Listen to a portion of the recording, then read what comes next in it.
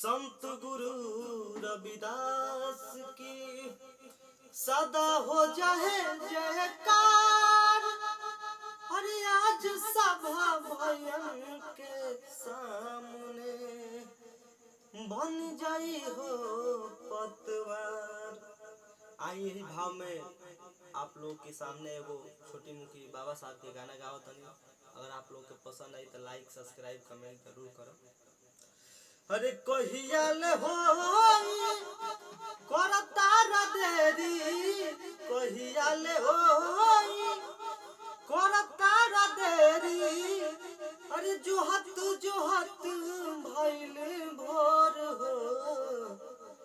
अरे काये भीम जी कहियाल आइबा, काये साहेब कहियाल आइबा। रहिया निहारी चारू ओर हो, ए बाबा रहिया निहारी